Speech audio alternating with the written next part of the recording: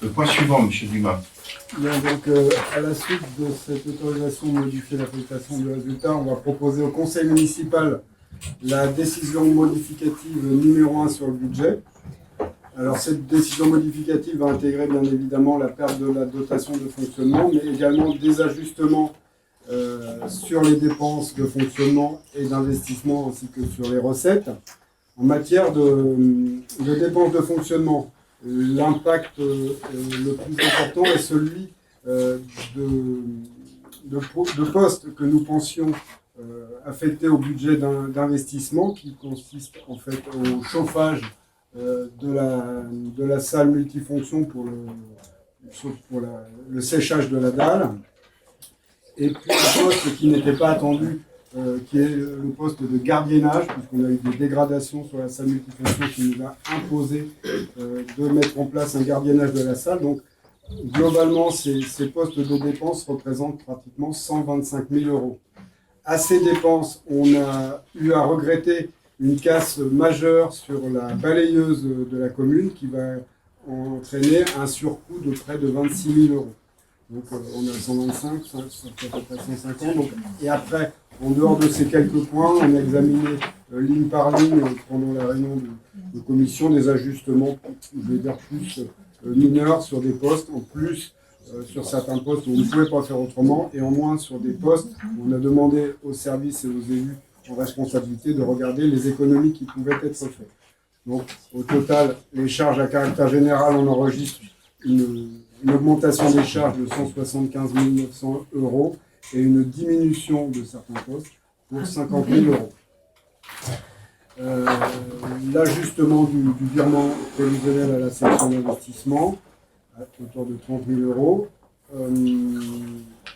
Ensuite, on a également une augmentation des contributions obligatoires, et notamment des montants versés pour les élèves de l'école Saint-François, puisque le coût élève n'était pas connu au moment de l'établissement du budget, et il a été évalué par la suite en augmentation, ce qui fait que nous avons 12 500 euros à verser en plus.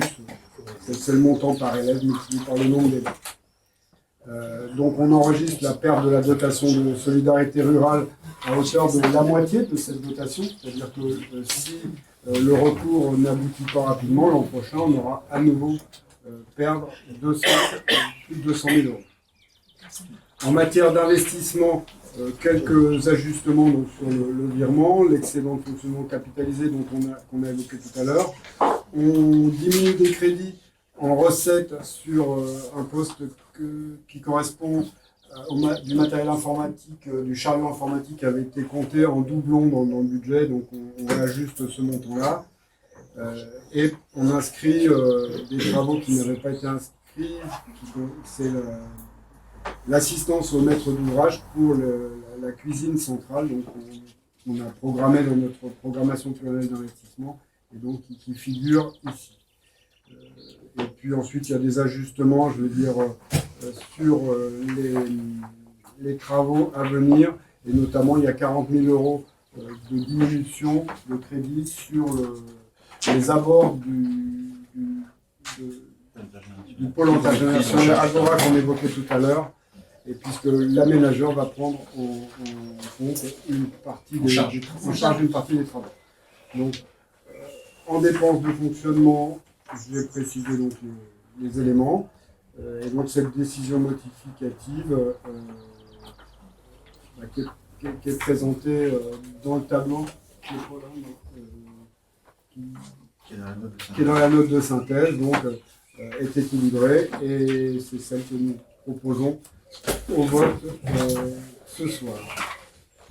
Merci. Question. Madame Rhône. Merci, monsieur le maire. Deux points.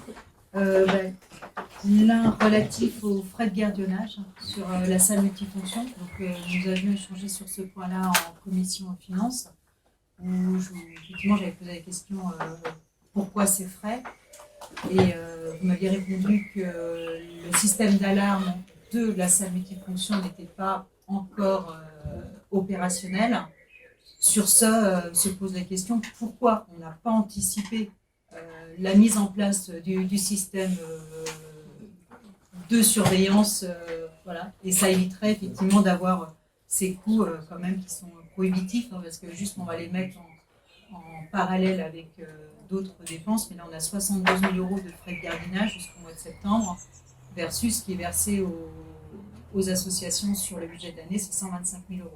Donc voilà, c'est juste un comparatif qui a le mérite d'exister, mais qui est là. Donc ça, c'est le premier point. Donc c'est de se dire pourquoi on n'a pas anticipé la mise en place du système d'alarme. De même, sur la salle multifonction, est-ce qu'il serait possible d'avoir un coût réactualisé de l'investissement total en incluant ces frais de gardiennage? Et chaudière, voilà. L'autre point, c'est celui concernant le devis de réparation de la balayeuse. Donc, il y en a pour 21 000 €. C'est de se dire aujourd'hui, est-ce que c'est quoi le coût d'une balayeuse? Et est-ce que voilà. Plus de 100 000 €. Et quelle est l'ancienneté de cette balayeuse? Je ne connais pas dans le détail l'ancienneté de la balayeuse. C'est une balayeuse qui a été achetée d'occasion. Et effectivement, on pèse le pour et le contre entre acheter une balayeuse nouvelle à 100 000 € ou réparer celle-ci à 25 000. Et si on juge que les réparations vont permettre de faire durer la vie de cette balayeuse plus longtemps, on va naturellement s'orienter vers les travaux de réparation de la balayeuse. Auparavant, il faut répondre à la première. Et pour la première question, je suppose que si l'alarme n'a pas été mise en place, c'est que les travaux n'étaient pas suffisamment avancés. N'étaient pas suffisamment avancés pour l'avoir. Et en plus, comment dire, je pense que c'est c'est également pour la sécurité des entreprises qui sont là qu'on doit mettre en place cette alarme, puisqu'il y a pas mal de matériel entreposé. Mais c'est pas antinomique, je veux dire, l'électricité est arrivée jusqu'à la salle multifonction. Je pense qu'il y a d'autres équipements qui bénéficient, on va dire, de ce système-là. Voilà, c'était... Mais effectivement, si on peut limiter la durée du gardiennage, on le fera. Je dirais que là, on a pris ce qui nous a semblé être le maximum qu'on risquait de prendre en bon père de famille. Et ensuite, si on peut dépenser effectivement moins, on le fera, évidemment. Oui, M. Dumas, vous avez parlé pour la balayeuse d'une réparation à 26 000 €, je me trompe? Oui. C'est le devis actuel. D'accord. Alors, pourquoi est-ce que vous écrivez 21 000 dans les documents qui nous sont présentés? C'est pas grave, c'est une erreur de 30%. C'est habituel, mais c'est pas grave. Ça ne fait pas 30%, excusez-moi. 5 000 sur 25 000, ça ne fait pas 30%. Ça fait 21 000. J'imagine que... C'est sur le matériel qu'il faudrait calculer, c'est même un peu plus. Sur le matériel roulant, on a une correction à 26 000 €. Et c'est peut-être une enveloppe supplémentaire. On nous donne un document en préparation du conseil municipal sur lequel il est inscrit que la balayeuse va coûter 21 000 €. C'est ce qui est écrit, on l'a sous nos yeux. Je pense que la ligne est bonne. Et les 26 000 €, ça concerne l'ensemble d'autres réparations. Et l'ensemble des 26 000 €, c'est sur l'ensemble du matériel roulant, y compris la balayeuse. C'est moi qui D'accord, donc les 5 000 sont ailleurs. Ouais. Vous en informerez, M. Dumas. Y a-t-il d'autres questions? Celui qui dépense l'argent, quand même. Et 5 000 sur 26 000, ça fait moins de 20%. Non, pardon. Il faut le calculer sur 21 000. Bon, je pense qu'il n'y a pas d'autres questions. Vous n'êtes pas malhonnête dans ce calcul. C'est sur 21 qu'il faut le calculer. Monsieur Molez. Juste une remarque par rapport à un calcul qui a été fait tout à l'heure comparatif entre les 76 000 et les 125 000. 125 000, ça va se répartir sur un nombre d'années relativement long. 76 Non, c'est dans le budget de fonctionnement. C'est dans le budget de fonctionnement. D'accord, mais on ne parle pas quand même de la même chose. Les 76 000 permettent de maintenir une salle en état, qui a un investissement, vous le répétez, qui est très lourd pour la commune, mais qui va durer 20, 25 ans, 30 ans. Je n'ai plus la date de durée de vie de bâtiment. On est même sur 50 ans aujourd'hui sur les durées de vie de bâtiment quand ils sont mis en œuvre. Donc, ces 76 000 permettent de sauvegarder un bâtiment avec un investissement majeur. Vous comparez à un coût de fonctionnement annuel de 125 000. Mais c'était pas là, oui, non, il faut faire attention sur cette comparaison. On ne compare pas de choses similaires. C'était juste pour dire que nos associations voudrait peut-être des fois avoir un peu plus de dotation et de subventions plutôt. Et là, en l'occurrence, parce qu'on n'a pas anticipé la mise à place d'un système d'alarme, on va mettre 72 000 € dans des frais de gardiennage pour 3-4 mois, monsieur. Je remets pas en C'est cause. juste ça. C'est Je juste remets le pas en parallèle. cause. Après, il vaut ce qu'il vaut. Système d'alarme, Considérer que 76 comparaison 000. n'est pas raison, je suis d'accord avec vous. Je remets pas en cause 76 000 comparé à effectivement une alarme. C'est le cas aujourd'hui, on est obligé de faire ça.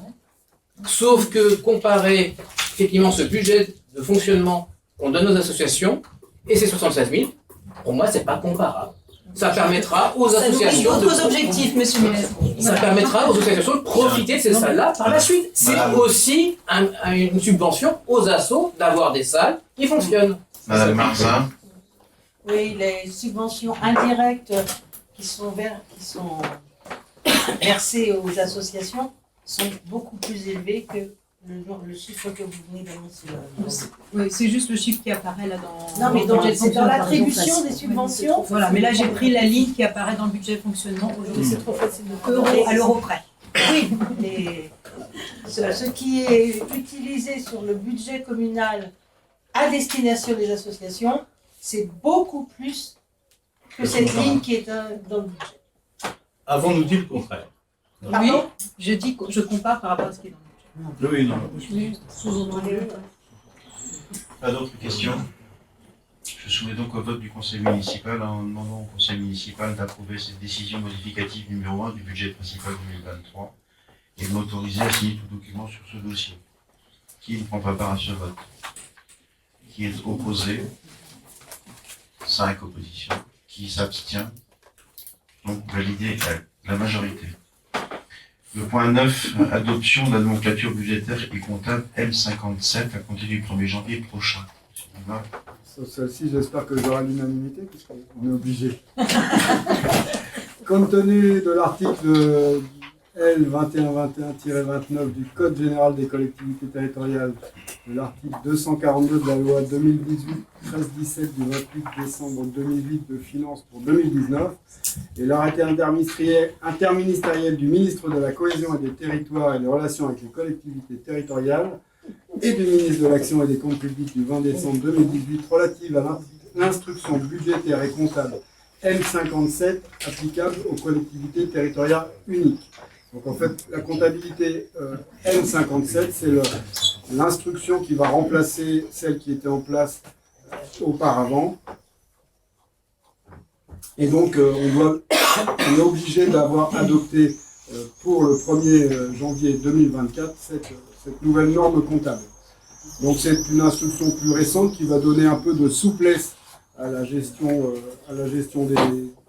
de la comptabilité. Elle va nous obliger va nous permettre en matière de gestion pluriannuelle des crédits de définir, comme on l'a déjà à l'heure actuelle, des autorisations de programme et des autorisations d'engagement, avec adoption d'un règlement budgétaire qui nous cadrera sur la durée du mandat ces votes d'autorisation de programme et d'engagement, avec présentation du bilan de la gestion pluriannuelle lors du vote du compte administratif. Donc ça, c'est une nouveauté. Lorsqu'on votera le compte administratif, il faudra rendre compte, mais on le fait déjà, la gestion pluriannuelle des projets.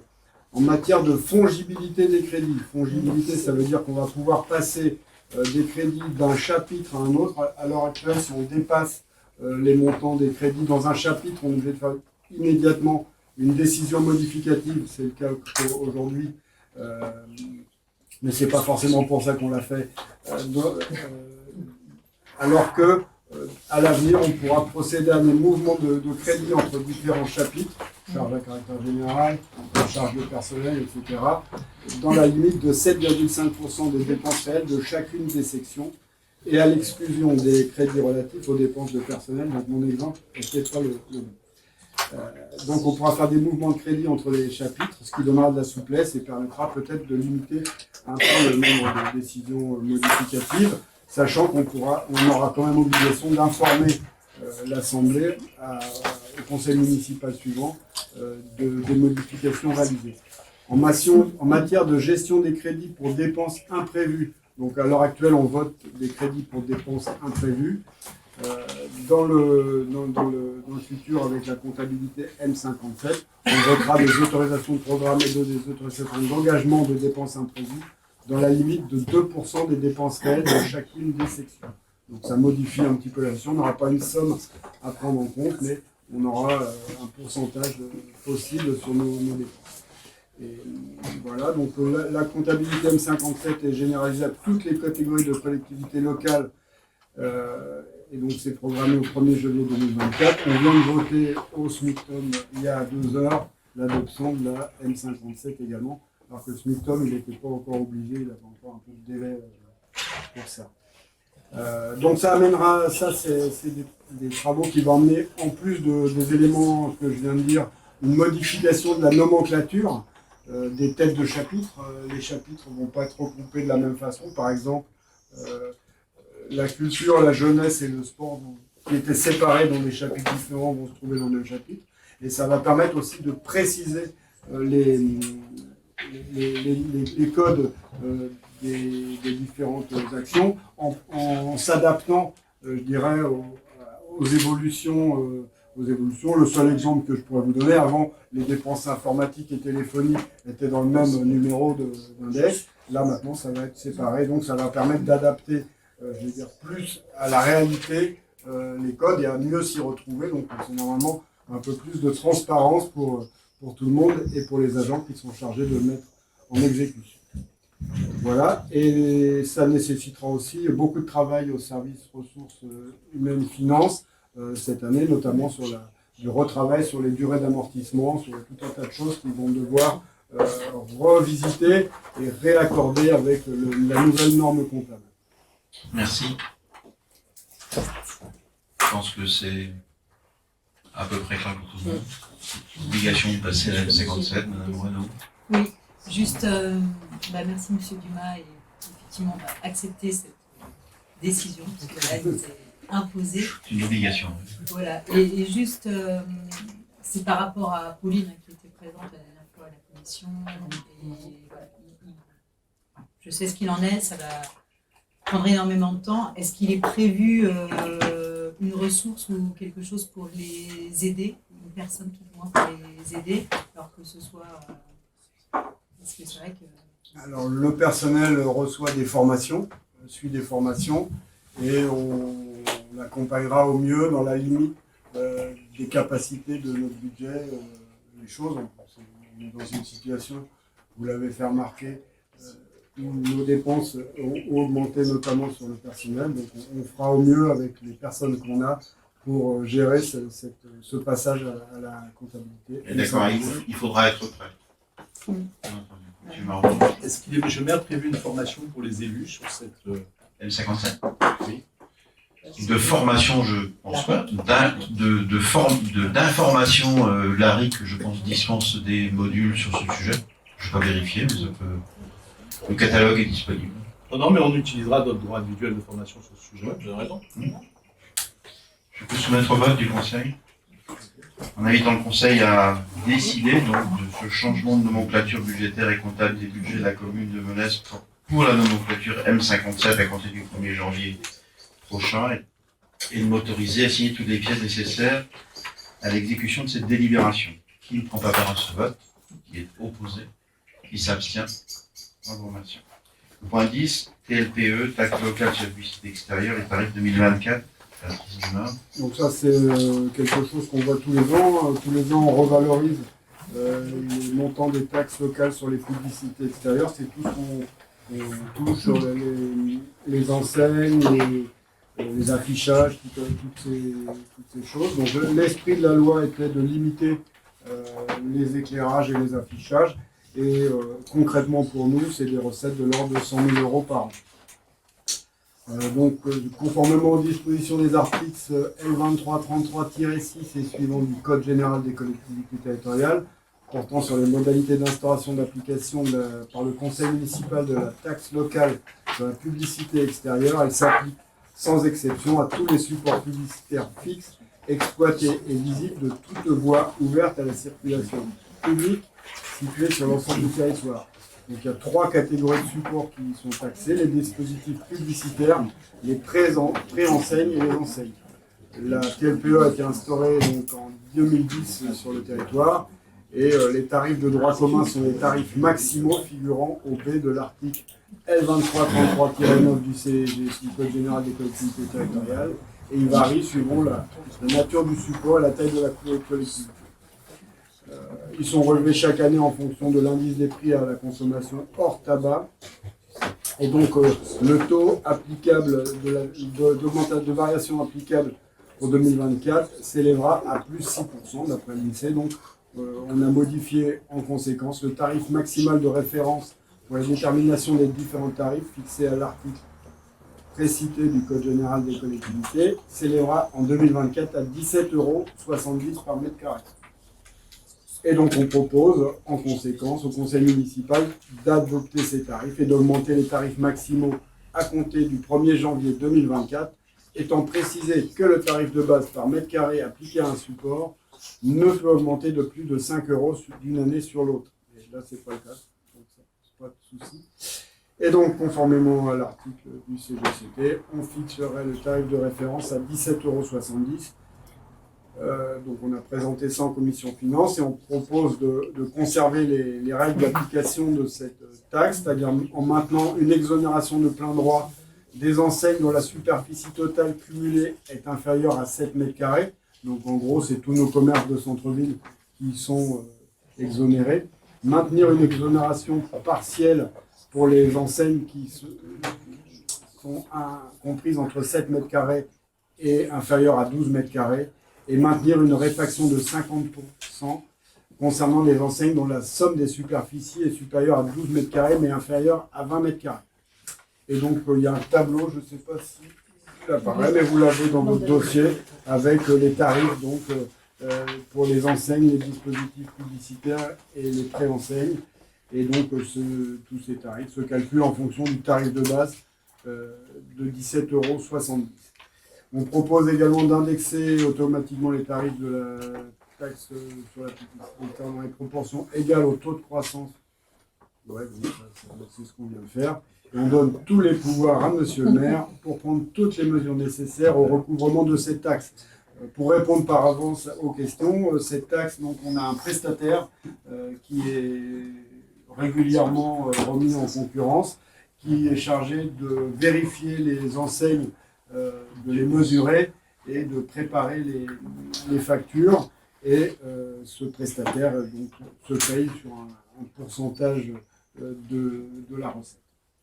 Voilà. Merci. Des remarques, M. Marvaux? Non, pas de remarque, M. le maire, on va approuver cette délibération. Juste une petite question connexe à cette délibération. On voit de temps en temps apparaître des campagnes d'affichage sauvage, en particulier sur les poteaux téléphoniques. Et ces campagnes, heureusement d'ailleurs, disparaissent assez régulièrement. Je voulais juste savoir, est-ce que vous mandatez la police municipale? Est-ce que vous poursuivez ceux qui le font? Est-ce que vous portez plainte, le cas échéant, contre ceux qui le font? Est-ce qu'il y a des amendes? Comment ça se passe? Parce qu'on voit bien que ça apparaît, et puis ça disparaît, donc j'imagine qu'il y a quelqu'un qui les retire, peut-être vos services d'ailleurs. Et est-ce que derrière, vous engagez des poursuites sous une forme ou une autre pour ceux qui abusent de ce genre d'affichage sauvage? Lorsque c'est constaté, la police municipale intervient, essaie de retrouver l'auteur ou les auteurs et demande à ce que ce soit enlevé. On n'a pas été amené à porter plainte jusqu'à maintenant, parce que en cas de récidive multiple, on serait amené à le faire, mais on n'a pas été jusqu'à maintenant. Est-ce qu'il existe une amende? Ce serait pour affichage sauvage, j'imagine. Oui, il doit exister. Donc la police municipale pourrait, le cas échéant, Pour verbaliser. D'accord. Merci, monsieur. Monsieur Moulez. Moi, c'est juste une remarque de forme par rapport au tableau qui nous est projeté et qui est dans le document. Je l'ai lu un peu rapidement et je lisais la colonne de gauche comme un titre et puis je ne retrouve pas les 17,70 € par mètre carré. Et je trouve que le tableau ne correspond pas au texte, qu'il faudrait peut-être juste le rendre plus clair. Bon, bah, c'est juste une question de forme. Hein. On a l'impression que quand on lit verticalement, superficie supérieure à 7 mètres carrés, ça coûte 17,70 €. Non, c'est au mètre carré. Bah oui, donc il manquerait un titre de ligne. Voilà, c'est juste une question de forme, mais tel quel, c'est un peu surprenant. on prendra en compte ta remarque et on rajoutera la légende nécessaire. Par mètre carré. Je soumets au vote du conseil municipal, donc. En proposant au conseil donc, de maintenir, je reprends l'essentiel dans le tableau, avec cette correction que M. Volet vient de vous faire remarquer. Donc de maintenir l'exonération de plein droit des enseignes dont la superficie totale cumulée est inférieure à 7 mètres carrés. Exonération prévue qui concerne les enseignes non scellées au sol si la somme de leur superficie est supérieure à 7 mètres carrés et inférieure ou égale à 12. Maintenir la réfaction de 50% concernant les enseignes dont la somme et superficie est supérieure à 12 mètres carrés, inférieure à 20 ou égale à 20. Fixer le tarif de référence à 17,70 € par mètre carré, qui sont repris dans le tableau avec la précision qui sera rajoutée, d'indexer automatiquement les tarifs de la taxe sur la publicité extérieure dans une proportion égale au taux de croissance de l'indice des prix à la consommation, hors tabac, de l'avant-dernière année, de donner tout pouvoir au maire pour prendre toutes les mesures nécessaires au recouvrement de cette taxe et de charger M. le maire de notifier cette décision au service préfectoral. Qui ne prend pas part à ce vote, qui est opposé, qui s'abstient, en vous remerciant. Le point suivant. Vous avez, pour le point suivant, le point 11, vous avez trouvé sur table une version corrigée de la présentation de ce point. Ça concerne les marchés de travaux de la salle multifonction. La proposition au conseil municipal d'approuver des avenants. Donc, vu l'article L2122-22 du Code général des collectivités territoriales qui permet au conseil municipal de déléguer une partie de ses attributions au maire, vu la délibération du 17 février 2021 autorisant le maire à prendre toute décision concernant la préparation, l'exécution et le règlement des marchés et accord cadre d'un montant inférieur ou égal à 500 000 € hors taxes, ainsi que toute décision concernant leurs avenants lorsque les crédits sont inscrits au budget et à hauteur de 5% de ceux-ci. Vu l'article R2194-7 du Code de la commande publique relatif aux modifications non substantielles, dans les cadres des travaux de la salle multifonction, plusieurs avenants doivent être conclus pour le marché 2019-14. Celui-ci est décomposé en 18 lots qui figurent dans le tableau qui suit, qui a été joint. Les modifications de contrat correspondent à des modifications non substantielles du marché initial, c'est la formulation même du Code de la commande publique. Elles n'introduisent pas de conditions qui, si elles avaient été incluses dans la procédure de passation initiale, auraient attiré davantage d'opérateurs économiques ou permis le choix d'une offre autre que celle retenue. L'équilibre économique du marché en faveur du titulaire n'est pas modifié d'une manière non prévue dans le marché initial. Et enfin, ces modifications ne modifient pas l'objet du marché. Il y a donc le rappel de des 18 lots concernant l'opération de réalisation de la salle multifonction, qui ont été signés pour un montant global de 4 251 420 € et 43 centimes. Et ensuite, la liste des lots du marché de travaux avec des avenants pour certains lots, qui figurent également dans le tableau qui suit, reprenant pour l'ensemble des lots, là où il y a eu avenant, le montant cumulé des avenants précédents et pour la délibération de ce soir, le montant hors taxe de l'avenant et en colonne de droite, le montant hors taxe total du lot après modification. Donc au cas particulier, là, ce soir, il est proposé au conseil municipal de valider. Et puis, vous aviez également, en note de synthèse, un tableau récapitulatif de l'ensemble de ces avenants pour l'ensemble de ces 18 lots qui est également joint. Il y a l'avenant numéro 2. Dans le lot 2, l'avenant de 371 €, portant le marché à 829 500,50 €. Dans le lot 4, l'avenant numéro 2 de 1692,81 €, portant le marché à 768 695,19 €. Dans le lot 7, l'avenant 5, d'un montant de 11 059,20 €, portant le marché à 261 462,11 €. Dans le lot 11, l'avenant de 2 880 €, portant le marché à 81 487,37, numéro 13, 4 688,38, portant le marché à 394 540,18 € et une lot 14, 651,33 €, portant le lot à 493 653,58 €. Le total de ces montants est de 21 342,72 € qui correspond aux avenants pour lesquels je sollicite la validation du conseil municipal ce soir. Les autres avenants qui figurent dans le tableau sont les avenants précédents dont la commande de travaux a pu être passée et qui nécessitent d'être également validés par le conseil municipal. L'ensemble des avenants chiffrant un montant total de 203 406,22 €, portant le marché de la salle multifonction de 4 251 420,43 € à 4 450 826,65 €. Le total de ces avenants représentant 4,78% d'augmentation par rapport au montant initial. Avez-vous des demandes de précision, monsieur Martin? Oui, monsieur le maire, on a trouvé sur table Oui. une note explicative de synthèse corrigée. Oui. Alors, je vois que vous nous avez fait, je vous en remercie, apparaître en rouge les éléments modifiés. Le total, lui, est identique. C'était juste une erreur de saisie sur les lignes concernées. C'est bien. D'accord, ok. Parfait. Juste rappeler, monsieur le maire, ce qui vous a été demandé tout à l'heure, c'est-à-dire un tableau réactualisé, celui que vous nous aviez adressé, de l'ensemble des dépenses. Il est là. Non, de l'ensemble des dépenses de la salle, des dépenses annexes, c'est-à-dire la chaufferie et le gardiennage, ainsi que le mail, puisqu'on voudrait avoir une vision globale de la réalité du coût de l'opération. C'est la Et non du délibération seul suivante. coût. Oui, mais ce qui m'importe, c'est que vous réactualisiez le tableau que vous nous aviez transmis il y a déjà quelques mois, parce que vous parlez de 4,5, monsieur, mais c'est en plus du reste, monsieur. Ça, c'est sur la salle multifonction. Oui. Y a-t-il d'autres? Je soumets donc au vote du conseil municipal.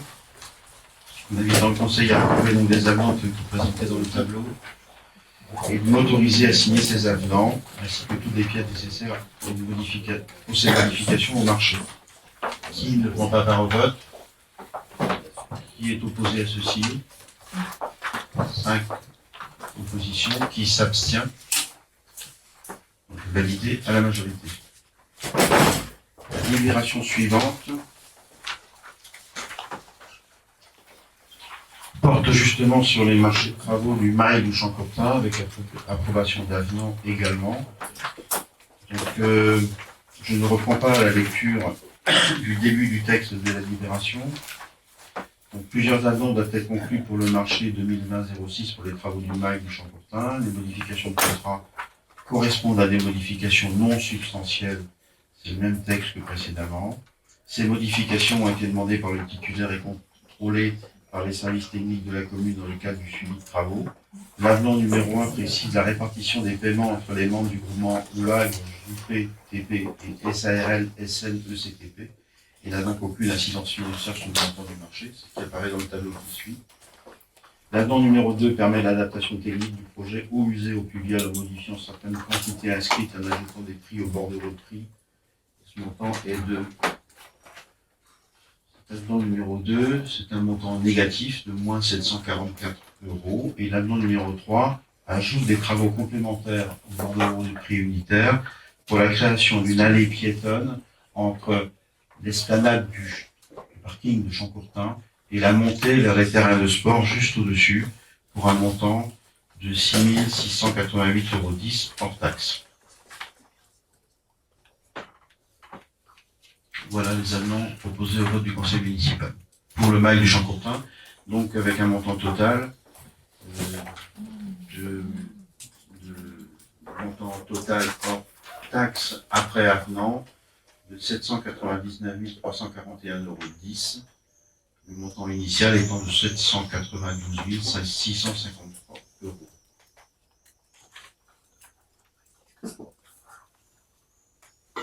Non, ce sont les avenants sur les bases de prix, il n'y a pas les révisions de prix dans ces avenants. Je peux soumettre au vote du conseil. Donc, je invite le conseil municipal à valider ces 3 avenants proposés, à m'autoriser à signer ces avenants ainsi que tous les biens nécessaires pour ces modifications au marché. Qui ne prend pas part à ce vote? Qui est opposé à signer ces avenants? 5. Qui s'abstient? Donc ceci est validé à la majorité. Le point 13, salle municipale, règlement intérieur. Madame Marzin. Dans votre pochette, vous avez trouvé le règlement intérieur qui est proposé, le règlement intérieur des salles municipales qui est proposé. Dans le cadre de l'ouverture de la salle multifonction du Champ-Courtin ainsi que la refonte de l'organisation pour la location des salles municipales, l'édiction d'un règlement intérieur commun à toutes les salles est apparue nécessaire. Il a pour objectif de permettre l'utilisation des salles pour la satisfaction des utilisateurs, tout en veillant au respect des lieux et du matériel mis à disposition. Ce règlement est généraliste et s'appliquera à toutes les salles municipales sans distinction. Les conditions particulières de ces dernières, inhérentes aux spécificités de chaque salle, seront édictées par la suite. La commission vie citoyenne et solidarité qui s'est réunie le 23 mai 2023 a émis un avis favorable à ce nouveau règlement.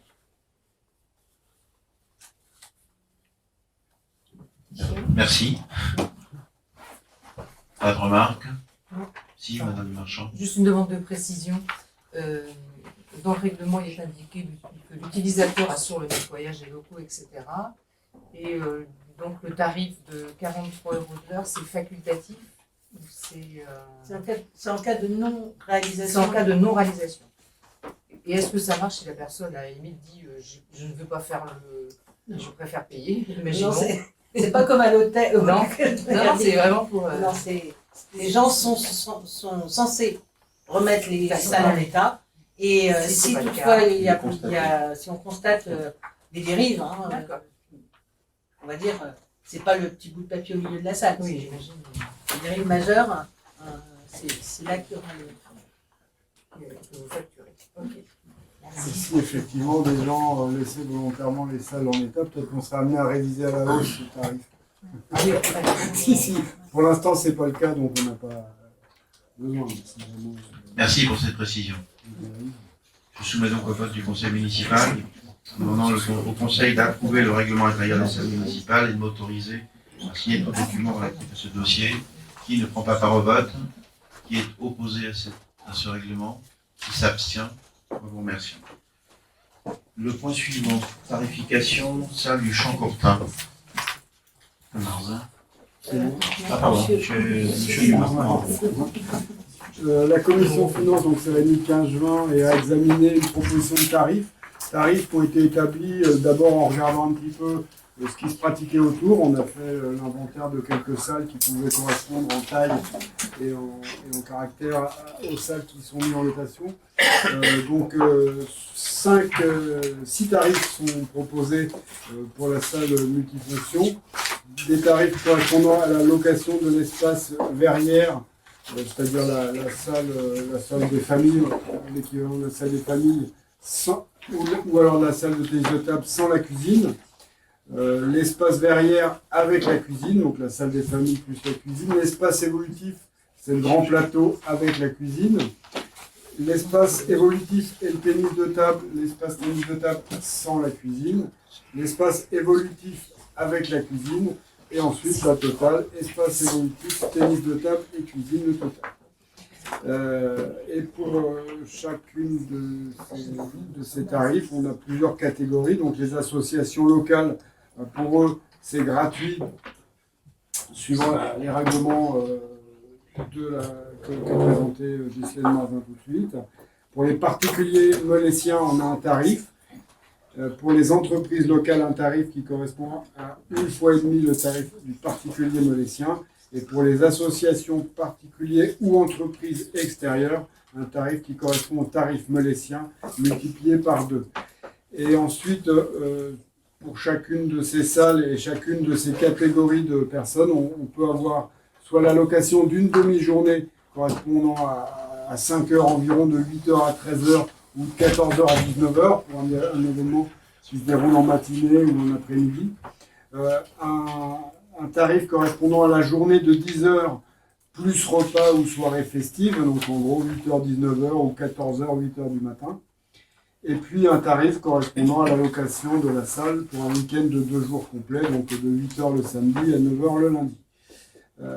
Les tarifs de l'âge. On a fait, je vais vous donner quelques exemples et puis ensuite des règles de calcul pour passer de l'un à l'autre. Le tarif en dehors des associations locales pour qui c'est gratuit comme pour les autres salles de Melesse. Pour les particuliers meleessiens, donc l'espace verrière ou tennis de table sans la cuisine, c'est 220 € pour la journée. L'espace verrière avec la cuisine, 400 €. L'espace évolutif sans la cuisine, 520 €. L'espace évolutif plus l'espace tennis de table, 620. L'espace évolutif avec la cuisine et l'espace évolutif de tennis de table et la cuisine à 800 €. Donc ça, c'est la journée de 10 heures. Pour le week-end de 2 jours, les coûts que je viens d'annoncer sont multipliés par 1,5. Et pour la demi-journée de 5 heures, ils sont divisés par 1,5. Vous aviez le tableau en main. À ces coûts, Madame le Marchand a bien fait remarquer qu'il y avait des tarifs de ménage pour ceux qui ne font pas le ménage correctement et une caution qui est appliquée à tous les utilisateurs en dehors des associations locales, qui est fixée à 800 €. Bon, le chèque de caution, on le rend à la fin de l'utilisation, la plupart du temps. Et donc d'autres tarifs qui sont votés sur des manœuvres nécessaires qui nécessitent que les services soient mobilisés. Donc les manœuvres de cloison de séparation et les manœuvres du gradinage. Ces tarifs, pour l'instant sont tout à fait indicatifs dans l'attente de pouvoir voir effectivement le coût de revient de ces interventions. Et donc là, les tarifs courent du 1er septembre 2023 au 31 décembre 2023 et on sera amené, le cas échéant, à réviser les tarifs avec l'ensemble des tarifs de toutes les salles en 2024. Voilà. Est-ce qu'il y a des questions?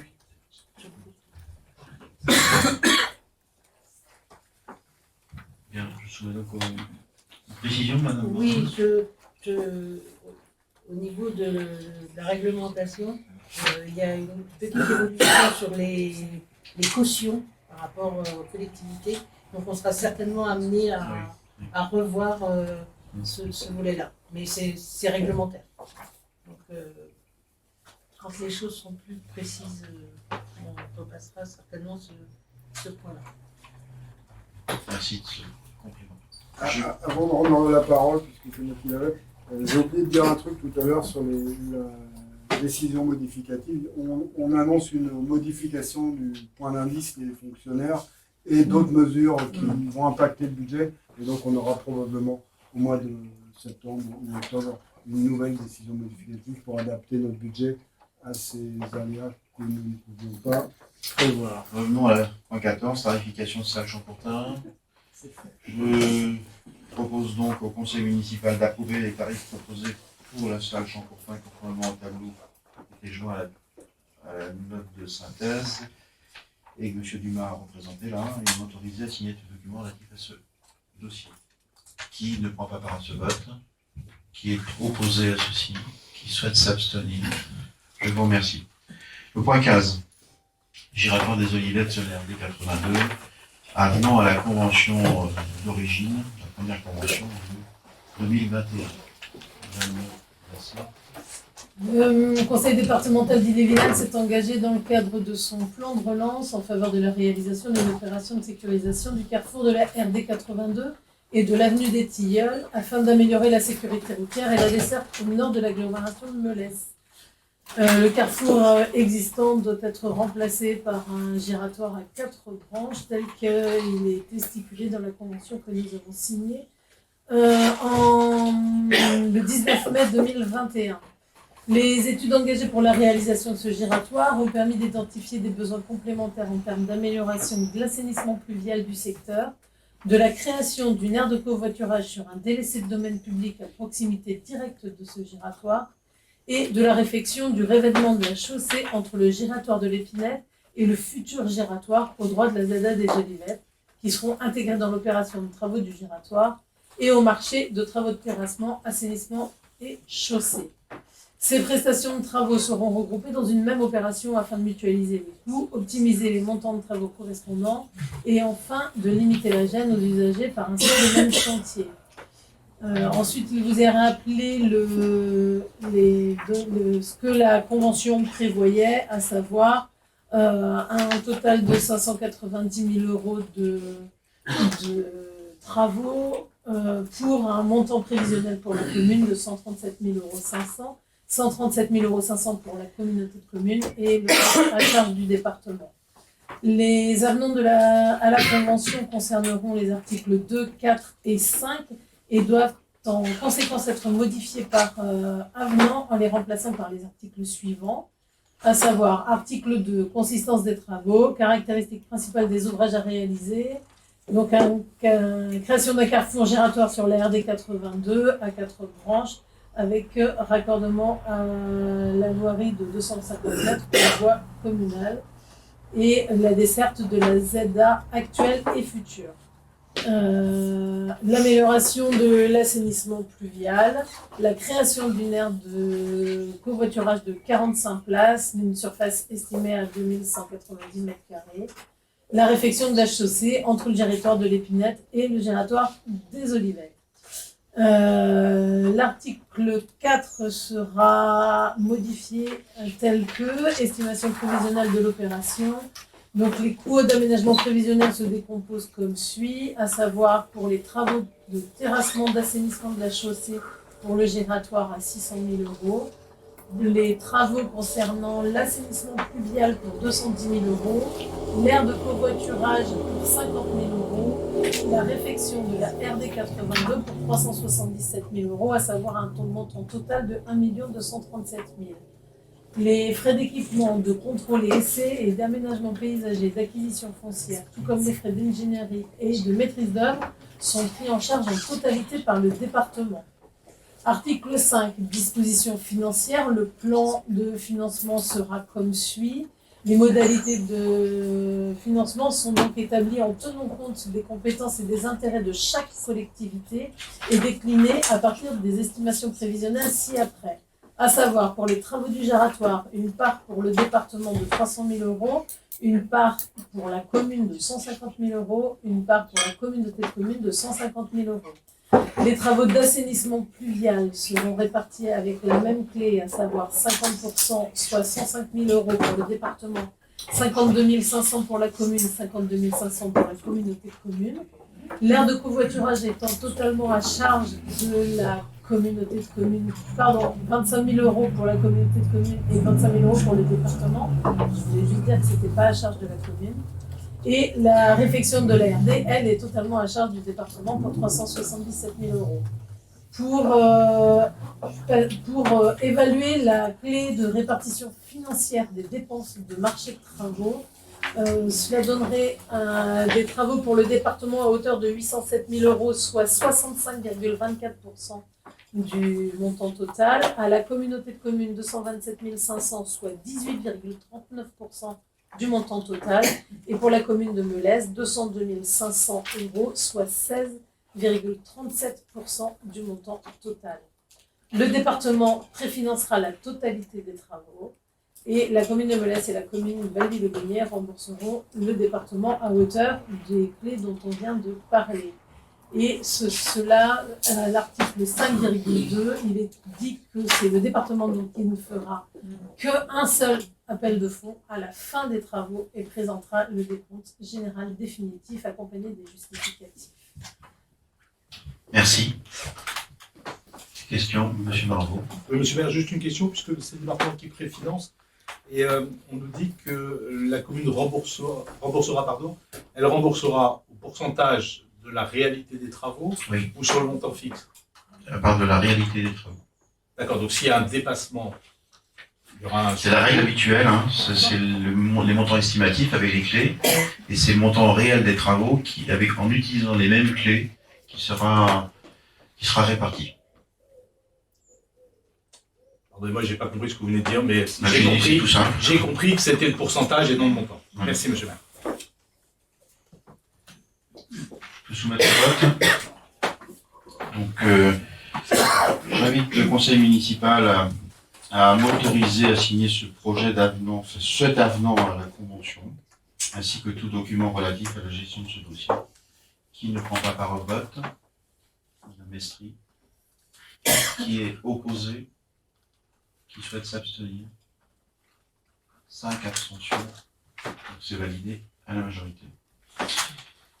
Convention de servitude de 2 places Jules Ferry, parcelle cadastrée AP64. Madame Massé. La société Enedis va procéder à des travaux sur la parcelle AP64 située 2 place Jules Ferry appartenant au domaine public de Melesse. Ces travaux visent à créer une ligne électrique souterraine qui sera raccordée au réseau. Dans cet objectif, Enedis s'est rapproché de la commune afin d'obtenir l'autorisation d'implanter ces équipements sous le domaine communal. Et donc, une convention de servitude doit être établie entre Enedis et Melesse. Vous l'avez dans les pièces jointes. Et donc, les travaux consistent à établir à demeure une bande de 3 mètres de large, 5 canalisations souterraines sur une longueur totale d'environ 26 mètres. Établir si besoin des bandes de repérage, poser sur socle un ou plusieurs coffrets et ou ses accessoires, effectuer les élagages, enlèvement, abattage, dessouchage de toute plantation, branches ou arbres qui se trouveraient à proximité de l'emplacement des ouvrages gênant leur pose, ou pourraient par leur mouvement, chute, croissance, occasionner les dommages de l'ouvrage, c'est classique. Utiliser les ouvrages désignés ci-dessous pour réaliser toutes les opérations nécessaires pour les besoins de service public. Cette convention sera authentifiée par la signature d'un acte notarié en vue de sa publication au service de publicité foncière et les frais du dit acte seront à la charge d'Enedis. Merci. Des demandes de précision? Je pense que c'est clair. J'invite donc le conseil municipal à approuver les termes de cette convention et à m'autoriser à la signer, ainsi que le document relatif à la gestion de ce dossier. Qui ne prend pas part à ce vote? Qui est opposé? Qui souhaite s'abstenir? En vous remerciant. Point 17, convention de prêt pour l'usage fenaison de l'herbe sur pied. C'est une convention similaire à celle que nous avons votée au dernier conseil municipal. Dans le cadre de l'entretien des parcelles enherbées cadastrées E302, E479, E480, E481 et E482, situées au lieu dit la métairie, il est proposé qu'une convention de prêt à l'usage de fenaison d'herbe sur pied courant juillet soit signée avec Monsieur Garçon, agriculteur, ferme de la Reboursière, domicilié au lieu dit la Reboursière. Ce terrain est prêté à titre gratuit pour une durée de 2 mois, le temps de faire les foins. Le prêt pourra être renouvelé par tacite reconduction de la limite des 2 années suivantes, celle où la convention a été signée. Et on précise que pour les années suivantes, ce prêt se ferait sur la période du 15 mai au 15 juillet pour être plus raccord avec les dates de fauche et de fenaison.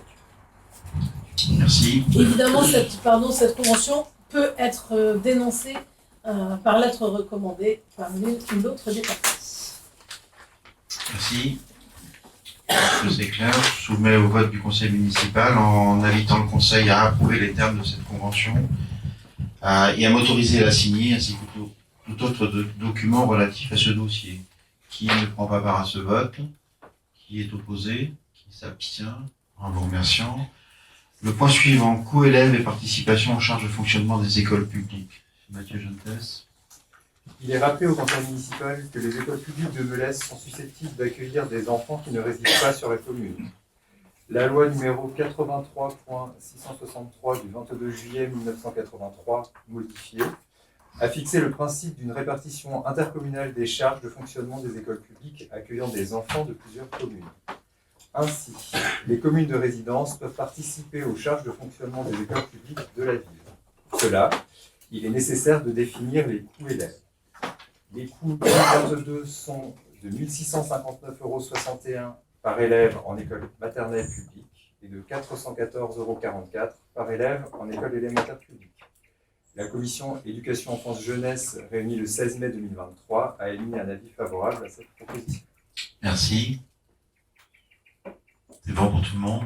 Je soumets au vote du conseil municipal en invitant le conseil à fixer les coûts élèves à 1 659,61 € pour un enfant en école maternelle publique et à 414,44 € pour un enfant en école élémentaire publique, de fixer la participation des communes de résidence à 100% des coûts mentionnés ci-dessus, de me charger de solliciter les participations précitées auprès des communes concernées et le cas échéant d'émettre des titres de recettes correspondants et de m'autoriser à signer tout document relatif à la gestion de ce dossier.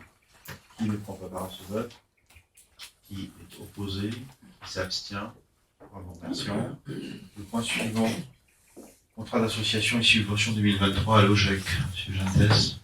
Il est rappelé au conseil municipal que conformément au contrat d'association conclu entre l'État et l'OGEC, la ville assume les frais de fonctionnement de l'école privée Saint-François pour les élèves des classes de maternelle et d'élémentaire domiciliés à Melès.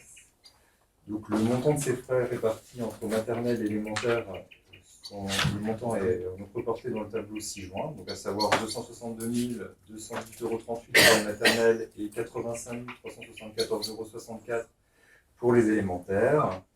Donc, selon la définition des coûts élèves et sur la base du nombre d'élèves melésiens scolarisés à l'école privée Saint-François, il est proposé d'attribuer une subvention totale d'un montant de 347 593,02 € à l'OGEC de Melès. La commission éducation, enfance, jeunesse, réunie le 16 mai 2023, a émis un avis favorable à cette proposition. Merci. Pas de question particulière. Je soumets au vote du conseil. En invitant le conseil à valider le montant de 2023. C'est le coût 2022. Le coût élève 2022. Le coût 2022 c'est versé en 2023.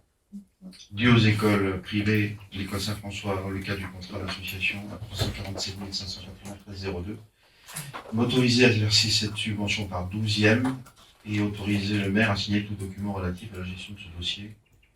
Qui me prend part à ce vote? Qui est opposé? Qui souhaite s'abstenir? En vous remerciant. Le point suivant concernant une participation financière de la scolarisation des élèves à l'école Diwan de Guipel. L'école Diwan de Guipel a sollicité la commune de Melès pour une participation à la scolarisation en élémentaire d'un élève domicilié à Melès. La préfecture d'Ille-et-Vilaine, par une note du 14 octobre 2021, a informé la commune du caractère obligatoire de cette participation. Il est proposé d'allouer une subvention correspondant au coût élève 2022 pour la scolarisation d'un élève melésien en école élémentaire, soit 414,44 €. Merci. Je mets au vote du conseil municipal. En invitant le conseil à valider l'attribution à l'école Diwan de Guipel de cette subvention de 414,44 € pour la scolarisation d'un élève domicilié à Melès en école élémentaire chez eux et de l'autoriser à signer tout document relatif à la gestion de ce dossier. Qui ne prend pas part à ce vote? Qui est opposé? Qui souhaite s'abstenir? En vous remerciant. Pour le point 21, vous avez trouvé sur votre table le texte de délibération modifié juste en bas du texte. Et Madame Estrie va présenter ce point. Juste avant qu'elle ne le présente, vous avez pu prendre connaissance donc que le poste de responsable du pôle moyen et ressources à temps complet de la commune va être disponible, vacant à compter du 28 août. En effet, Madame Pauline Moutokumaro a souhaité chercher un poste dans une autre organisation, je vais dire, un autre organisme. Et donc, elle quittera le poste sera vacant le 28 août. Madame Messry, je laisse poursuivre. En conséquence, il est donc proposé cet emploi afin de faciliter, de modifier cet emploi afin de faciliter le recrutement. L'emploi pourrait être pourvu par un fonctionnaire de catégorie A de la filière administrative en priorité et également sur l'ensemble des grades du cadre d'emploi des rédacteurs de la catégorie B. En cas de recrutement infructueux de fonctionnaires, les fonctions pourront être exercées par un contractuel relevant du grade d'attaché et dans les conditions fixées par l'article L332-8 deuxième ou L332-14 du Code général de la fonction publique et pouvant justifier d'un diplôme de niveau Bac+3 et d'une expérience dans le domaine concerné. La rémunération sera calculée par référence à la grille indiciaire du grade de recrutement et sera déterminée en prenant en compte notamment les fonctions occupées, la qualification requise pour leur exercice des missions, la qualification détenue par l'agent ainsi que son expérience professionnelle. Le poste bénéficiera du RIFSEP ainsi défini pour le groupe G3 de la catégorie A. Le recrutement de l'agent contractuel ne pourra être prononcé qu'à l'issue d'une procédure prévue par les décrets 2019-1414 du 19 décembre 2019 et 88-145 du 14 février 1988. Du 15, pardon. Ah oui, le février, ça répète peut-être. Ceci afin de garantir l'égal accès aux emplois publics. Merci. Donc, j'invite le conseil municipal à éviter cette proposition et à modifier le tableau des emplois à compter du 1er juillet 2023. Une question. Il y a une question. Oui, une question, monsieur le maire, et une remarque ensuite. La question, la modification du tableau au 1er juillet, alors que le titulaire en poste partira fin août. Donc ça veut dire qu'on a 2 effectifs pendant la période. Il y a une période de congé déjà, et on s'autorise en effet qu'il puisse y avoir un tuilage. D'accord. Alors, monsieur le maire, ça veut dire que là, on crée un poste quelque part. Parce que vous pouvez avoir un poste. Non mais, qu'on soit bien clair. S'il y a un fonctionnaire en poste, qui soit en congé ou pas en congé, il est en poste et donc il apparaît au tableau. Donc là, vous proposez de recruter quelqu'un au 1er juillet. Alors soit vous avez le candidat et vous l'avez, à ce moment-là, au 1er juillet, vous avez 2 personnes sur le même poste, soit vous ne l'avez pas encore et vous ouvrez le poste. Et à ce moment-là, c'est peut-être que fin août que vous le trouverez. C'est pas tout à fait ça, parce que Madame Mutukumaro part sur un détachement. Ça n'a rien à voir, monsieur. Si, elle reste rattachée à l'effectif de la commune et son poste n'est donc pas supprimé. Il s'agit d'une création de poste pour pouvoir à ses missions Voilà. tout en conservant la ligne. Donc c'est une création de poste à l'effectif. Enfin, au tableau d'effectifs, on rajoute un poste. Un poste L'un sans sera avoir pas- l'agent. Tout à fait. Sans avoir. Il y aura un poste qui ne sera pas occupé par l'agent titulaire, mais il y aura... Monsieur le maire, une remarque quand même. Nous nourrissons une certaine inquiétude sur le nombre de départs de la commune. Le DSGS a disparu, le DGST a disparu, le responsable du pôle a disparu. Le taux d'absentéisme, M. Dumas lui-même nous faisait remarquer l'autre jour en commission que le taux d'arrêt de travail était très élevé dans la commune. Pouvez-vous nous dire si vous considérez qu'il n'y a rien de grave et qu'on continue à fermer les yeux sur la situation, ou si cette situation traduit un mal-être de la part de nos collaborateurs au sein de la commune et qui, agents de cette commune, œuvrent chaque jour pour qu'elle elle fonctionne. Mais vous admettrez, monsieur le maire, que c'est un peu surprenant qu'à chaque réunion, on apprenne le départ d'un collaborateur. C'est la vie des organisations. Monsieur le maire, quand on n'a S'il plus vous de plaît. DGS et plus de DGST depuis 2 mois et demi, ou S'il 3 vous mois, plaît, s'il vous plaît, s'il vous plaît, s'il vous plaît, s'il vous plaît. Laissez-moi parler.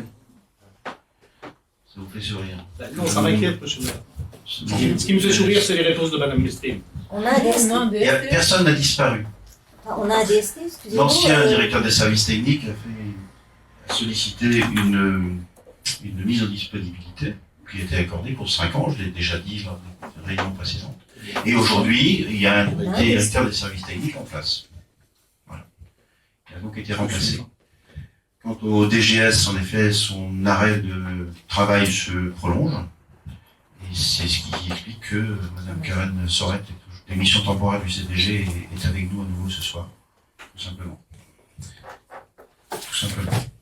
Je n'ai pas fait valider, donc je propose au conseil municipal d'adopter cette disposition concernant la modification d'un emploi à pourvoir et l'ouverture de recrutement au grade que Mme Mestri l'a présenté, et de modifier le tableau des emplois à compter du 1er juillet. Qui ne prend pas part à ce vote? Qui est opposé à ceci? Qui souhaite s'abstenir? 5 abstentions. Le départ n'est pas demain matin, mais je tiens malgré tout dès maintenant à remercier vivement Mme Pauline Toucoumaro pour le travail effectué au sein de la collectivité. Et je lui souhaite de pouvoir en effet enrichir son parcours professionnel sur le poste où elle va rejoindre sous forme de détachement à compter de... Et alors, voilà, ça. Non, après, les chartes à la MSA. Je propose qu'on poursuive. Personnel municipal, création d'un poste non permanent en contrat de projet, Madame la ministre, s'il vous plaît. Lors de la séance du conseil municipal du 30 mars 2022, nous avions prévu la création d'un emploi non permanent ouvert sur les cadres d'emploi A ou B pour le recrutement d'un conducteur des opérations de bâtiment en contrat de projet à temps complet et que ce poste, la durée de ce poste serait précisée au vu du candidat et que le poste, serait précisé au vu du candidat retenu en la délibération du 29 juin 2022 prévoyait de pourvoir le poste par un agent de catégorie A de la filière technique pour une durée de 3 ans. Un contrat de projet avait donc été conclu le 3 juillet 2022. En raison de la démission de l'agent recruté, il convient de délibérer à nouveau. L'avancement des projets redéfinit le profil attendu. Aussi, le recours à un technicien paraît plus adapté au regard de l'organisation générale du service.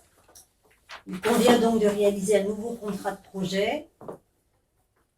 Il convient donc de proposer au conseil municipal de créer un emploi non permanent dans la catégorie B de la filière technique afin d'assurer la conduite des opérations des projets suivants. L'équipement multifonction dont la réception est prévue cet été, l'extension de l'école publique dont la réception est prévue à l'été 2024, la réhabilitation d'une salle culturelle, ainsi que les projets validés dans le plan pluriannuel d'investissement. Le contrat prendra fin lors de la réalisation de ces opérations prévues sur une durée de 1 an. À défaut, le contrat prendra fin après un délai d'1 an minimum si l'opération ne peut pas être réalisée. Le contrat sera renouvelable par reconduction express lorsque le projet ou l'opération prévue ne sera pas achevé au terme de la durée initialement déterminée. La durée totale des contrats ne pourra excéder 6 ans. L'agent assurera les fonctions de conducteur d'opération à temps complet pour une durée de 35 heures hebdomadaires. L'emploi sera classé dans la catégorie B de la filière technique au grade de technicien. Il devra justifier d'une expérience professionnelle de conducteur d'opération dans le secteur du bâtiment. Sa rémunération sera déterminée selon un indice de rémunération maximum de 431, indice majoré. Sa rémunération sera déterminée en prenant en compte notamment les fonctions occupées, la qualification requise pour leur exercice, la qualification détenue par l'agent ainsi que son expérience. Ce poste bénéficiera du RIFSET défini sur le groupe G3 de la catégorie B et une délibération qui prendra effet à compter du 1er juillet 2023. Merci. En de précision, oui. Monsieur Valentin. Non, mais Madame Marzin avait Madame Marzin. Merci. Je pense qu'il y a dans la formulation, ça pourrait amener à une confusion sur le paragraphe de la délibération du 29 juin 2022. Il est noté en raison de la démission de l'agent. C'est pas en raison de la démission de l'agent, c'est la rupture du contrat. En effet. Je pense que c'est une formulation qui. Pour laisser croire qu'il a abandonné le poste. Voilà. Non, c'est pas le cas. Je pense qu'il y a peut-être Il a été retenu sur une mission différente au sein de la collectivité. Donc il a dû rompre son contrat. Le contrat en cours. Bon, enfin, C'est ça votre question? Non, mais j'avais ma question était de savoir si vous aviez déjà trouvé le successeur idéal, parce que Le poste est le poste est ouvert ou il est en Non, phase de il est pourvu ouvert. pourvu. D'accord, donc ça veut dire que vous n'avez pas de candidat sous la main, Laurent on se parle. Et vous pensez sincèrement que vous allez pouvoir recruter quelqu'un dans les jours ou les heures qui viennent pour suivre la réception du chantier de la salle multifonction. Non, mais monsieur le maire, est-ce que vous pensez sincèrement que vous allez pouvoir recruter dans les jours qui viennent quelqu'un susceptible de suivre cet été la réception de la salle multifonction? L'information, entre parenthèses, réception à l'été 2023 est un point d'information. Non, monsieur le maire. Si. Non, il est dit que ça fait partie des projets qui lui seront alloués. Mais équipement multifonction dont la réception est prévue à l'été 2023. On sait très bien qu'après une réception, il y a toujours des travaux de parfait achèvement à suivre. Non, puis il faut pas s'enlever l'hypothèse qu'on peut trouver quelqu'un demain. D'accord, madame. Non, mais vous avez raison, le miracle fait partie de Mais l'existence. peut-être qu'on peut trouver quelqu'un. Je pense que vous êtes assez éloigné, cher madame, du monde du travail, parce que sans doute, la certainement. réalité, en tout cas, sur des techniciens de ce niveau, si vous arrivez à en recruter un en 48 heures à un indice 440, je vous tire mon chapeau. J'en sais rien, ben, peut-être il y en a un qui Très bien. a démissionné Et hier. nous avons parce que entendu que ça les n'était mots. pas une démission, mais une rupture de contrat. Non, c'est On cherchera, bah si, une rupture de contrat, c'est ce que C'est nous pas une avez rupture de contrat. expliqué. C'est un contrat qui a été établi. La personne a quitté cette Poste. fonction, ce poste-là, et dans cet environnement statutaire, il a basculé sur un autre statut. Donc le contrat A a été rompu Tel pour qu'il un contrat B. Tel qu'il était écrit, le contrat n'est plus le même titulaire. Le titulaire qu'on l'on connaissait précédemment n'est plus celui-ci.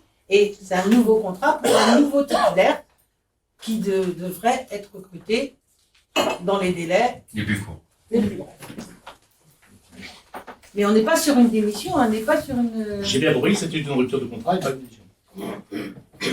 Je propose de validation par le conseil municipal en invitant à adopter cette proposition et de m'autoriser à signer tout document sur relatif à cette délibération. Qui ne souhaite pas prendre part au vote, qui est opposé à ceci, qui souhaite s'abstenir. 5 abstentions. Adopté. La suivante, création et suppression de postes.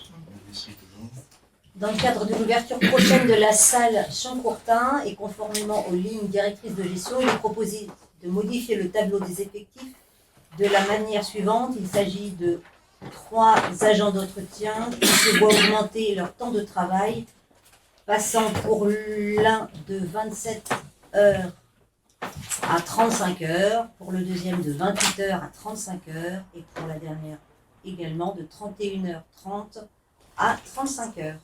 Le CST consulté le 15 novembre dernier, puis le 6 juin, puisque nous avions un agent qui a une petite modification. Ces 2 réunions de comités sociaux territoriaux ont émis des avis favorables. Merci. Je soumets à la validation du conseil. En invitant le conseil à adopter les créations et suppressions de postes détaillées dans le projet que Mme Mestine vient de nous préciser et de modifier le tableau des effectifs en conséquence à compter du 1er septembre de cette année. Qui ne prend pas part à ce vote, qui est opposé, qui souhaite s'abstenir, en vous remerciant. Point 24, recours à l'apprentissage. Donc je ne vous rappelle pas les conditions de l'apprentissage, mais vous rappelle que depuis 2018, nous avons fait le choix d'accueillir au sein de nos équipes des apprentis. Ce dispositif qui présente un réel intérêt tant pour les jeunes accueillis que pour les services accueillants. 2 apprentis sont actuellement accueillis au sein du pôle cadre de vie et environnement pour la préparation d'un diplôme de niveau CAP agricole et de niveau BP aménagement paysager dans le domaine de l'aménagement des espaces verts. C'est une formation qui dure 2 ans. À l'avis de l'avis favorable du comité social territorial consulté le 6 juin dernier, il est proposé de recourir à l'accueil de 2 nouvelles personnes en contrat d'apprentissage à compter du 1er août au sein des services municipaux. L'un pour la préparation d'un bac professionnel service aux personnes et au territoire, formation d'une durée de 2 ans au sein du pôle éducation, enfance, jeunesse. L'autre pour la préparation d'un bac professionnel gestion et administration. C'est une formation d'une durée de 2 ans également, et accueillis au sein du pôle vie citoyenne et solidarité. Les crédits nécessaires au versement de la NBI pour les maîtres d'apprentissage seront inscrits au budget, étant précisé que le CNFPT contribue au coût d'apprentissage selon les modalités fixées par le décret 2020-786 du 26 juin 2020. Merci. Je propose donc au Conseil de valider ceci. Des décisions de recourir à 2 nouveaux contrats d'apprentissage à compter du 1er août 2023 pour une durée de 2 ans. S'engager à inscrire les crédits nécessaires au budget et de m'autoriser à signer tout document relatif à ce dispositif et notamment les contrats d'apprentissage et les conventions. Qui ne prend pas part au vote? Qui est opposé à ceci? Qui souhaite s'abstenir? Je vous remercie. Le point 25. Désignation d'un référent déontologue pour les élus locaux. Vu le Code général des collectivités territoriales et notamment son article L 11-1-1 ainsi que les articles R 11-11-1 et A suivants, vu la loi 2022-217 du 21 février 2022 relative à la différenciation, la décentralisation, la déconcentration et portant diverses mesures de simplification de l'action publique locale, son article 218, vu le décret 2022-1520 du 6 décembre 2022 relatif au référent déontologue de l'élu local et notamment son article 1er dont les dispositions entrent en vigueur au 1er juin 2023, vu l'arrêté du 6 décembre 2022 pris en application du décret 2022-1520 du 6 décembre 2022 relatif au référent déontologue de l'élu local. Les missions de référent déontologue sont assurées par une ou plusieurs personnes n'exerçant pas au sein des collectivités auprès desquelles elles sont désignées, aucun mandat d'élu local, n'en exerçant plus depuis au moins 3 ans et n'étant pas agent de ces collectivités et ne se trouvant pas dans une situation de conflit d'intérêts avec celles-ci. Autrement dit, ne vont pas être référents déontologues de l'élu local, une personne exerçant un mandat local au sein de la collectivité, une personne ayant exercé un mandat local au sein de la collectivité depuis moins de 3 ans, une personne ayant la qualité d'agent de la collectivité, une personne se trouvant en situation de conflit d'intérêts avec la collectivité. Un collège composé de personnes. Alors, les missions de référents déontologues sont assurées par soit une ou plusieurs personnes, ou soit par un collège composé de personnes répondant aux conditions précitées. Celui-ci adopte un règlement intérieur précisant son organisation et son fonctionnement. Le référent déontologue est désigné par l'organe délibérant de la collectivité territoriale, du groupement de collectivités territoriales ou du syndicat mixte. Plusieurs collectivités territoriales, groupements de collectivités territoriales ou syndicats mixtes peuvent désigner un même référent déontologue par délibération concordante. La transparence envers les citoyens est une priorité. Les élus sont tenus de respecter des principes déontologiques consacrés par la charte de l'élu local, son article L 11-11-1-1. Les élus sont en effet confrontés à des situations d'insécurité juridique, par exemple, s'agissant des conflits d'intérêts. Ce référent déontologue ou collège pourra être saisi uniquement par les élus exerçant un mandat au sein de la collectivité. La question posée concernera personnellement et directement l'élu qui interrogera le référent ou collège de référents. Concernant les missions, elles doivent être exercées en toute impartialité et indépendance. Le référent accompagne les élus afin de prémunir ces derniers contre les risques juridiques. Il apporte des conseils utiles au respect des principes déontologiques. Il s'agit d'un avis consultatif qui ne lit pas l'élu. Il est également l'interlocuteur de la haute autorité pour la transparence de la vie publique.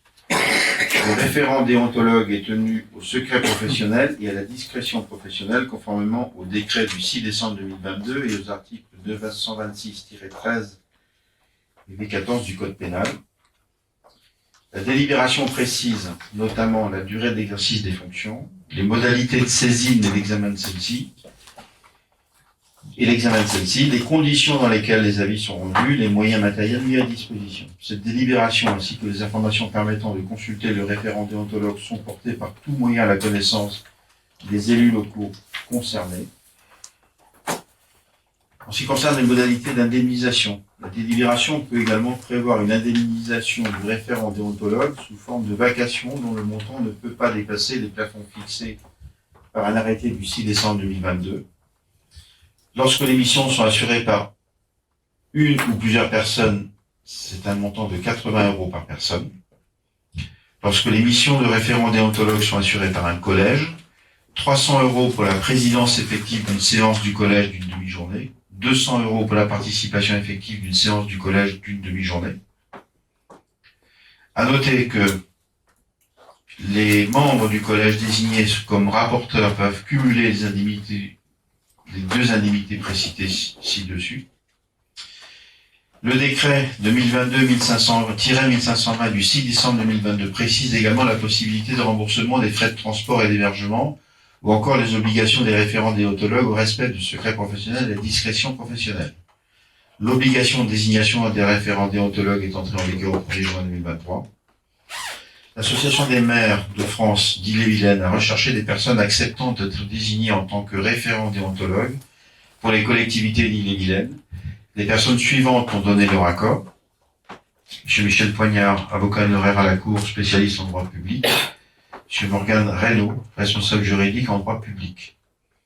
Considérant ces obligations réglementaires, je propose ce soir au Conseil municipal de valider les dispositions suivantes. Article 1er. Désignation du référent déontologue. M. Michel Poignard est nommé en qualité de référent déontologue des élus de la commune de Melesse pour une durée de 3 ans jusqu'à l'expiration du mandat 2020-2026. Au terme de cette durée, il peut être procédé dans les mêmes conditions au renouvellement de ses missions. À la demande du référent déontologue, il peut être mis fin à ses fonctions. Article 2. Modalité de saisine du référent. Le référent déontologue peut être saisi par tout conseiller municipal. Le référent déontologue pourra être saisi directement par un élu par voie écrite, de préférence par mail précisant dans son objet, saisine du référent déontologue, commune de Melesse, confidentielle. Toute demande fera l'objet d'un accusé de réception par le référent déontologue auprès de l'élu qui a effectué la saisine et auprès des services de la commune de Melesse qui mentionnera la date de réception et rappellera le cadre réglementaire de la réponse. Le référent étudiera les éléments transmis par l'élu, pourra demander des informations complémentaires par écrit ou à l'oral et pourra recevoir l'élu afin de préparer son conseil. En article 3, modalité de délivrance du conseil, le référent déontologue doit exercer sa mission en toute indépendance et impartialité. À cet égard, il ne peut recevoir d'injonction extérieure. Le référent communiquera l'avis à l'élu concerné dans un délai raisonnable et proportionné à la complexité de la demande, par écrit ou à l'oral, en fonction du souhait de l'élu concerné. Les avis et conseils donnés par le référent déontologue demeurent consultatifs. Article 4, rémunération du référent déontologue. Le référent déontologue sera rémunéré par une indemnité de vacation dont le montant est fixé par dossier traité à 80 €, conformément à l'arrêté du 6 décembre 2022, pris en application du décret 2022-1520 du 6 décembre 2022, relatif au référent déontologue de l'élu local. Les frais éventuels de transport et d'hébergement peuvent être pris en charge en cas de besoin dans les conditions applicables aux personnes de la fonction publique territoriale après accord préalable de la commune. Espérons avoir été suffisamment clair.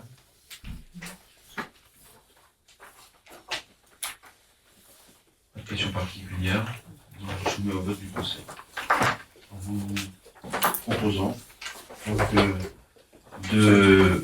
d'inviter à valider ces dispositions relatives au référent déontologue de l'élu local de la commune de Melesse.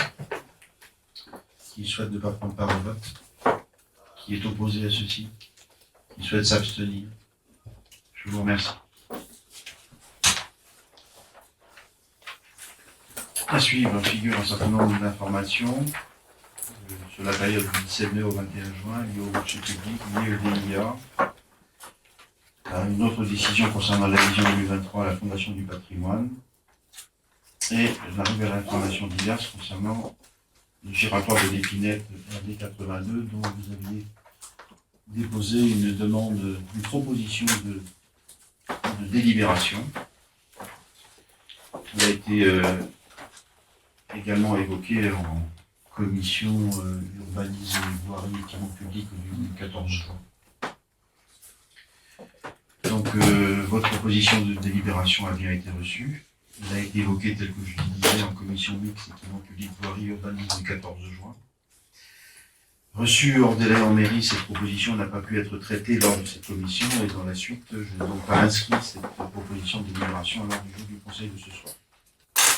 Comme chacun le sait, le giratoire de l'épinette sur la RD 82 est dans le champ de compétence du département.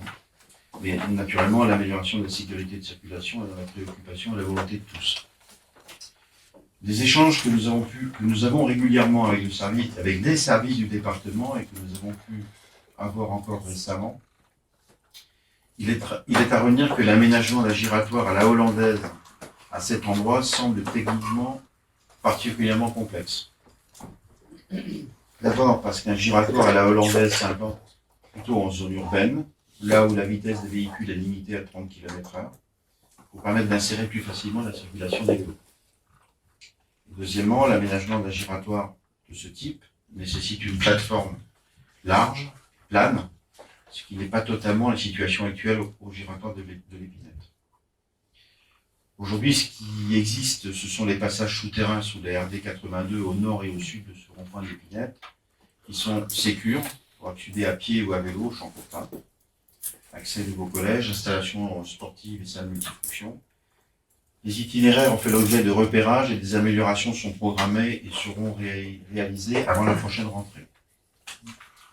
Cependant, la recherche d'une solution la plus adaptée possible pour la sécurisation du rond-point de l'épinette est à travailler avec l'appui des services du conseil départemental, bien sûr, parce que c'est dans le champ de leurs compétences. Et c'est ce que M. Maury a d'ailleurs également indiqué lors de la commission du 14 juin. Ce qui veut dire que la non-inscription de ce sujet à l'ordre du jour du conseil de ce soir ne signifie pas que nous ne travaillons pas, mais simplement on sera amené à en reparler très vite. D'abord en forme de commission, avec des éléments complémentaires, et ensuite ça peut aller jusqu'à une inscription au conseil municipal. Voilà ce que je voulais vous donner comme information. Et M. Ferrand, vous voudrez intervenir? Alors effectivement, on s'est peut-être trompé en termes de délai. Néanmoins, la fois prochaine, on fera attention à ce délai pour le représenter. Et nous, on vous dit qu'on y travaille, on continuera à y travailler, on sera amené à en reparler en commission.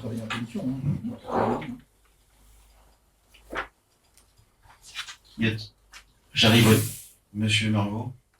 Oui, j'allais lever la main parce que vous aviez posé la question s'il y a-t-il d'autres questions, je suppose. Donc j'avais deux autres questions à aborder. Vous êtes très attaché au délai, monsieur le maire, vous venez de le démontrer. Est-ce que je peux juste vous interroger, parce que j'ai vérifié dans mon courrier là ce soir, je ne retrouve pas trace de votre réponse au courrier que nous vous avons adressé il y a maintenant 2 mois et demi. Je rappelle que le préfet a trouvé le temps de nous répondre, que le cabinet du préfet a trouvé le temps de m'appeler, et que le président du conseil départemental a trouvé le temps de nous faire une réponse très circonstanciée, et très complète d'ailleurs, et que le maire de Melesse n'a toujours pas trouvé le temps de nous répondre. Donc je voulais savoir si nous aurions ou pas une réponse précise, écrite, aux questions que nous vous avions posées à l'époque, ou pas.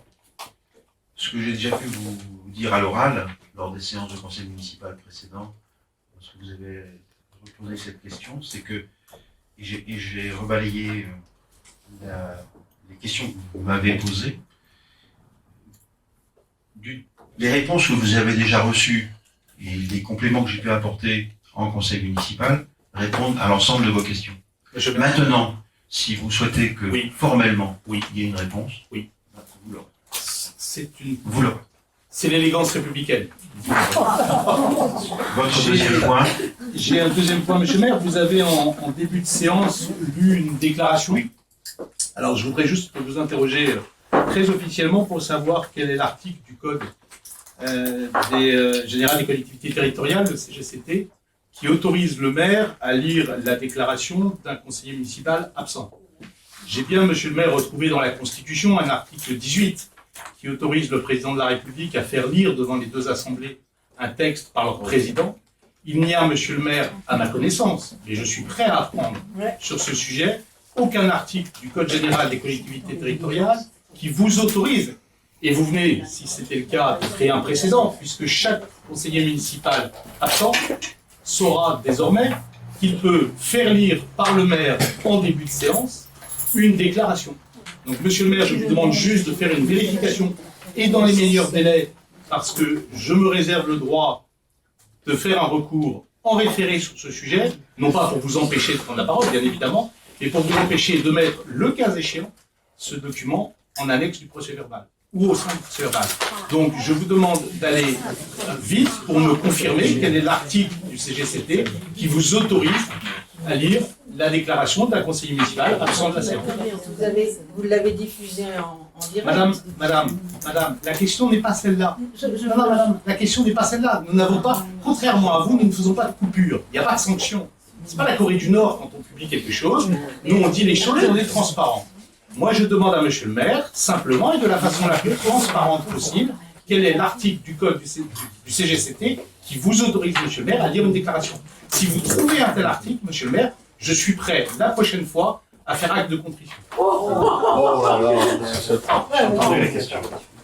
Avant la levée de séance, je tiens à partager avec l'ensemble du conseil municipal et du président que la commune a obtenu un trophée de l'aménagement et de la construction durable, année 2023, décerné à la ville de Monesse, lauréat par l'association Maison de Qualité, ce label Humaniser la qualité pour l'ensemble des actions menées en termes d'aménagement sur la commune.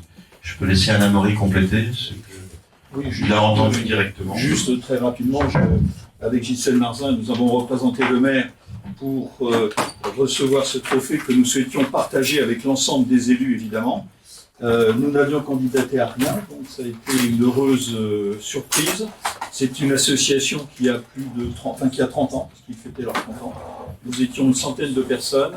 Il y avait deux collectivités locales. Il y avait la ville de Mordel qui était récompensée sur un autre item. Et c'était humaniser la qualité, c'était simplement de reconnaître à travers des opérations comme les Rigoustins, la démarche participative pour la ZAC du Feuil, la démarche participative engagée au titre du contrat d'objectif de développement durable, que nous étions dans une démarche où on remettait l'humain dans nos process, et c'est à ce titre-là que la ville de Monesse avait été récompensée, et on souhaitait le partager avec vous tous.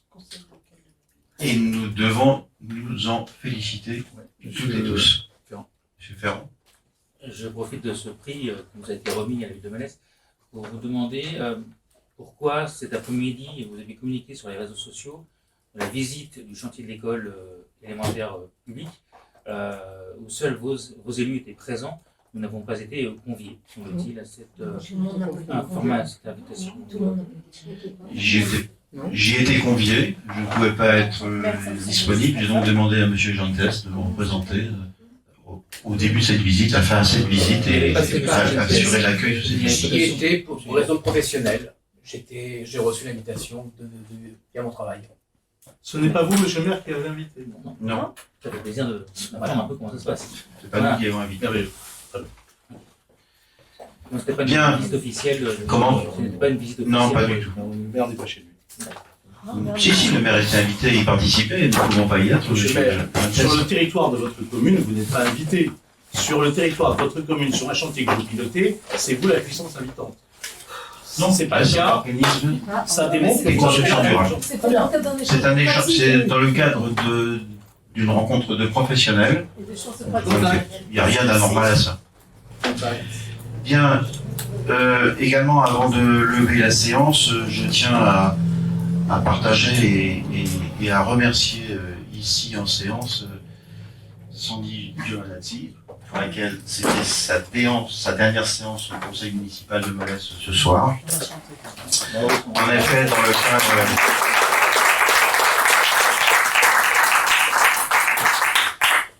dans le cadre de sa volonté d'élargir et d'enrichir son parcours professionnel, elle est retenue pour un poste à la communauté de communes du Balny-le-Millier, à partir de mi-septembre, je peux dire. Mi-septembre. En tout cas, Sandy, merci beaucoup Merci. pour tout ce que vous avez apporté dans cette mission qui était la vôtre au sein de notre commune. Et vous ne serez pas très loin de nous, finalement. Et vous ne serez pas si loin. Je lève la séance en souhaitant à toutes et à tous une bonne fin de soirée et un très bel été.